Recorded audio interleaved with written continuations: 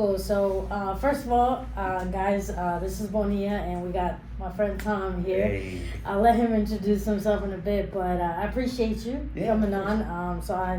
I'm starting to do this podcast, these YouTube videos, to try to get, more of a following, more of an audience, but also add value to those that follow me. So I appreciate you coming on, and we got a lot to talk about. Yeah. But I'll let you introduce yourself, who you are, what you do. Okay. I'm Thomas Schmallenberg. I'm a real estate broker here in the Atlanta area. I've been in real estate since 2016. Sold probably a little over $150 million worth of real estate in my career. So, that's a little about me. I'm a father as well. Nice. So I've got a beautiful 6-year-old son that keeps me motivated. Ooh. Yeah, it's a lot. I bet, especially a boy, man. Yeah. Oh my goodness, the carpool lanes, the Dave and Buster's every week. Dude, the car itself, and you turn around, you're like, when did all this happen in this car? Oh, that's a weekly basis, and right there. Car he's wash like, is I just weekly washed basis. the car, and like 3 hours later, and I'm like, goldfish, like. Crackers all over the place. The fingerprints on the window. That's by far the thing that irritates me the most. Literally. The fingerprints on the window. But they're also fun. They're also super fun. I have a 2-year-old son. Oh, cool. We can relate on that aspect. Oh yeah, for sure. So the podcast, what is it about? He was asking me, what are we talking about here? Let's talk about our exes. Nah, just kidding. We're gonna be here for a while. No, we're not gonna do that. But no, so the podcast, I wanted to be about a couple of things: real estate, relationships, and regrets. Okay, so those are gonna be the 3 R's. Sure. We'll touch on a little bit. Not too much. I don't want this a 3-hour Zoom session with my therapist kind of thing. It's just kind of, I get it. I feel it. I totally just kind get of the fun topics. But obviously, being that you're in real estate, you do something way different than I do. Sure. And you obviously have more experience, or you've been in the industry a lot longer. So I kind of want to pick your brain as far as, what you're doing now. How does that compare to maybe what other realtors do? Okay. Just to get a day in the life of you. Okay. Yeah. Okay. So to start out, I work with CCG Realty Group. It is a builder. It's known as Century Communities. Century, okay. So I essentially assist the builder in selling the properties that they have in different communities around the Atlanta area. So on a day-to-day basis for me, I'm handling in terms of meetings with the builders, coordinating that with a customer, as well as contracts, making sure that the builder's liabilities are limited and he's protected, his interests are protected, as well as in the sort of the developing portion of it as well, in terms of deciding what houses we're going to build on which lots, what's going to be more marketable, of course presenting market data, doing CMAs for the builder on various other competitors. Primarily is really just focusing on closing out communities. So you're not like just a salesperson. So you do a lot more than just. Do a lot. You sound like you went through a whole list. I'm like, dang. Listen, people think we are like almost like leasing agents, where we just kind of sit there. But even the leasing agents, they do a lot in terms of maintaining a rental property for a manager or for an owner. In terms of putting lease agreements together, screening people. It's just on the sales side of that, designing a house, picking what interior finishes go in there, what's going to be again more marketable to the customers in that area. Yeah, so a lot of decisions and a lot of things that you have to do on a daily basis. Yeah. And I say that jokingly because sometimes I feel like people think we don't do anything. People think you get your real estate license and then boom, here comes the all money. This money just like in the bank account. Like no, it is not like that. I've seen a lot of agents get licensed and then completely fall on their face the first year and then never pick it up again. Whereas it's really something that you have to continue to work at, continue to learn, continue to progress every single year, or you really won't advance yourself very far. Yeah, so. you won't get you won't get far in the industry. No, not at all. And I agree 100%. Like, I see people all the time coming into this industry, and, you know, sometimes maybe we make it look too easy. You know, we're good at what we do. We're good at what we faces, do. Look, you know, that's how it is. We got cute faces. No, but we make it look easy, but it is a lot of hustle. It is a lot of everyday discipline. Sure. I would say discipline is probably up there as far as our schedules, being consistent, blocking out time. Yeah. Especially when you have family, you know, like us, we have kids. It's like we have to make sure, you know, prime time is prime time, and it's dedicated to our work and our business. Yeah. And so it's a lot different. You know, you're dealing with properties that are not used, right? Sure. They're brand new. They haven't been lived in, right? Yeah, completely brand new. And I think that also too sets a different type of, I guess, expectation from a customer or from a future homeowner. You know, they have that expectation that brand new, crisp, no one's ever lived in, you know, and you also have to live up to that on the service aspect of it as well, you know. Yeah, I never thought about that. They think that it's like when you buy a brand new car and it's like 0 miles. It's like everything has to smell a certain way, look a certain way. Yeah, absolutely. And so so you get a lot of those, I'm sure, situations where they want everything perfect because exactly. Yeah, exactly. And dealing with that objection, dealing with several different objections. I think even still being in new construction, you always get the same type of objections that you would in a resale environment, you know, where, you know, rates are going up, or, you know, I saw this house that's slightly used around the corner for X amount, you know, why is this better? You know, it's the same type of setup. You're still involving sales. And I think that's key for agents to do, is you're constantly learning new tactics to overcome those objections, become somebody that is not afraid of hearing no, or also in my industry is delivering bad news, you know. That's another big thing that you have to kind of learn how to do. And actually, to that point, I feel like that's a great opportunity for you as an agent who does new construction, and you're worried about your, you know, a specific community that you're doing it. Whenever you have those clients that, you know, they might not go that route, it's good to collaborate as well and say, hey, well, you know, if you're looking for another type of property or used property, you know, that you can also send them to other agents, right? Because you don't really help them, right? Exactly. And I think that's great. That ties right into the topic of relationships. I think that's something that I wish when I was in the general market that I would have marketed more, or to new home sale agents or on-site agents, because there is so much business that essentially goes untouched from those at like different neighborhoods. So, you know, if I have somebody that comes in, I can't sell their home, but I can, you know, refer them out to an agent and set up that warm lead for somebody where they can come in and easily get a buy and a sale, you know. And I think that's something where it's huge on having relationships just in whatever industry it is, you know, with contractors, plumbers, electricians, landscapers, all of these different people in your network. It just helps you go above and beyond in the sale. You know, when I say I got a friend that can, you know, easily build that wall or can easily do the landscaping for you, you know, and giving that warm lead, it's a constant cycle of it, you know? Yeah, I'm like a huge advocate for collaboration over competition, and obviously we're in the same space, but we do two different things.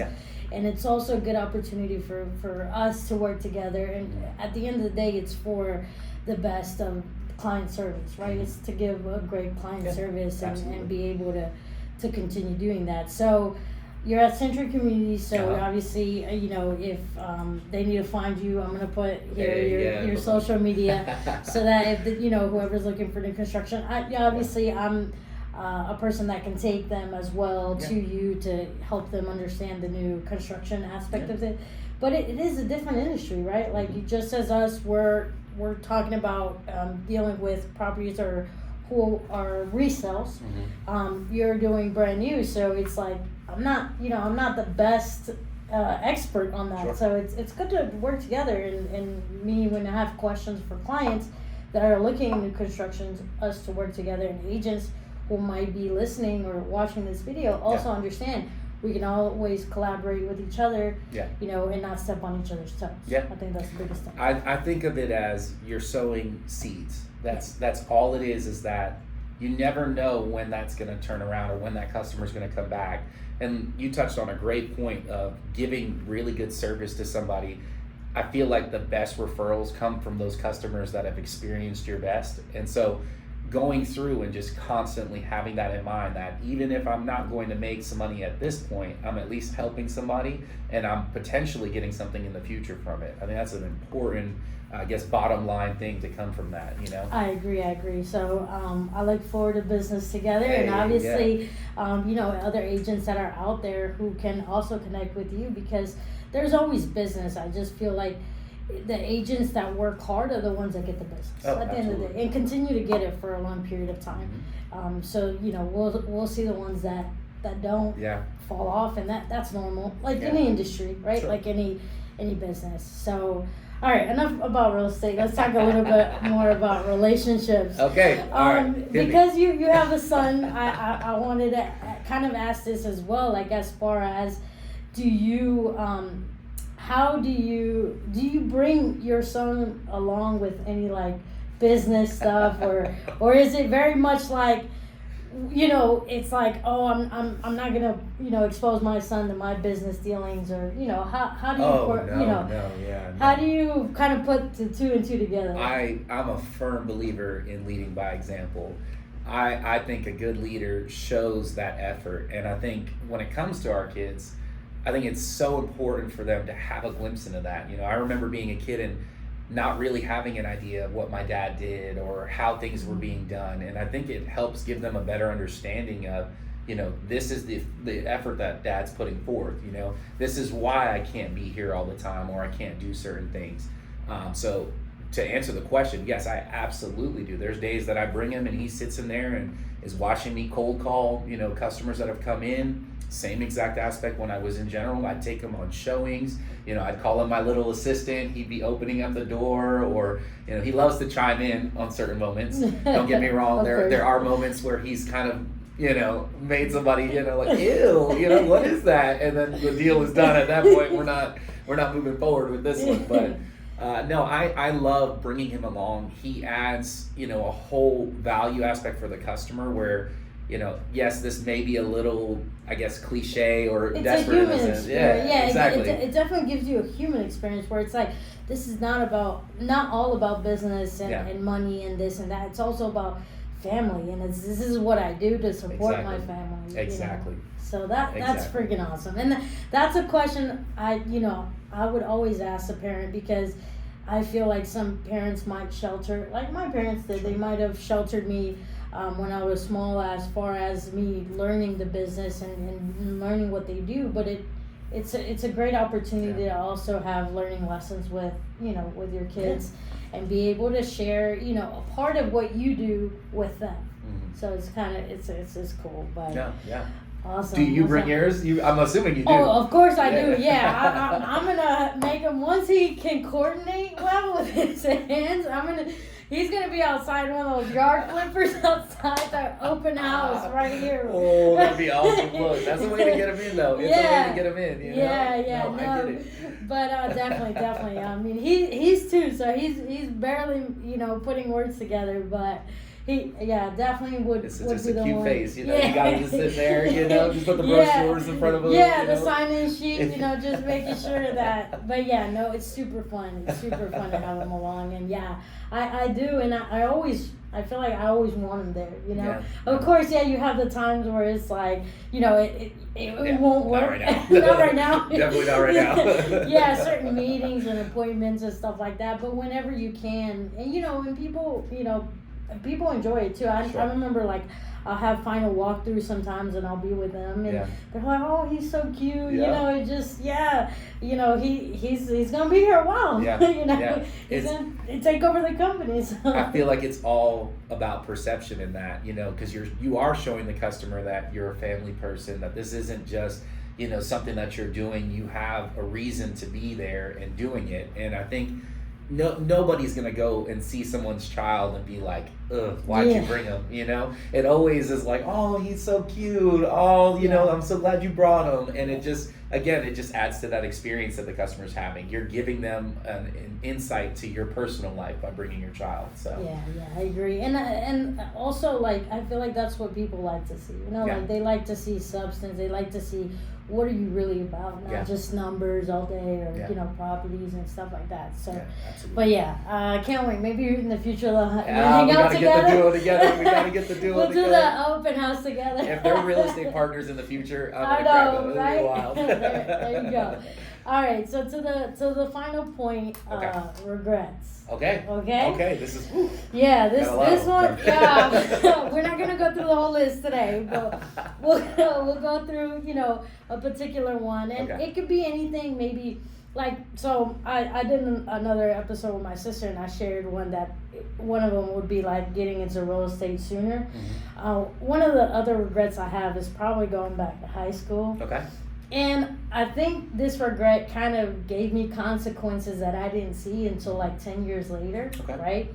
But I think one of the regrets, I'll share one so you won't feel lonely in the boat. Please, don't leave me out the So I'll share one first. But I think one of the regrets is trying to impress people that didn't, you know, they didn't really need to be impressed. I think that it was just trying to be cool, trying to hang out with a certain somebody because my perception of them was like, you know, I want to be like them. Yeah. So I'll try to mimic or do what they're doing, but that's not who I was. Yeah. You know, and that got me into trouble a lot, and it got me, you know, acting like a person that I wasn't. Yeah. Right.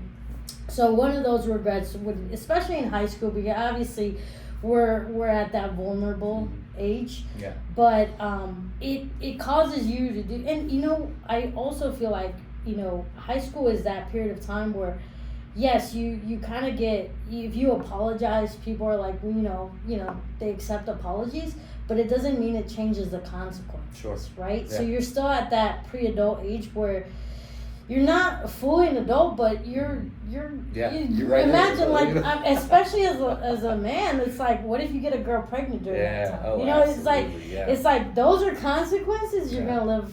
You know, and it's so easy to do those things at an earlier age. So that's a regret I would share. Yeah, no, I appreciate you sharing that. Number one, but I think just from like general in life, and I think I have a very different perspective. You know, I went through a divorce recently, and you know, forgiving myself I think was a huge portion of that. I would probably say my regret is not focusing on myself. I think I really like where, you know, you were saying that you were trying to impress other people. I think for me it was more of the competition aspect instead of collaboration, like you mentioned. I think for a very long time I've wanted to keep up with the Joneses. I wanted to have X, Y, and Z, and just eventually just drove myself into a lot of debt.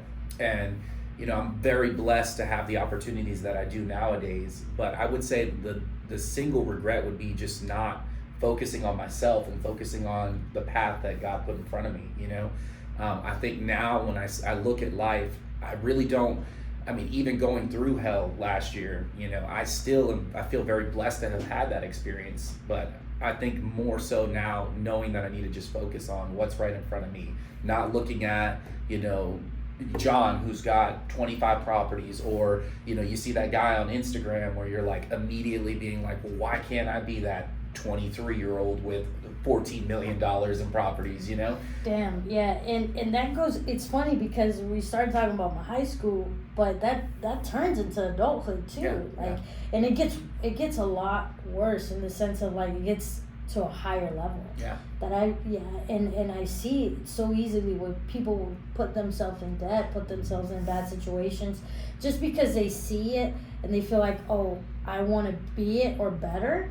Mm-hmm. But at the end of the day, that's not what really matters in life, you know. And as a parent, I think over time we start to really see what matters. Yeah.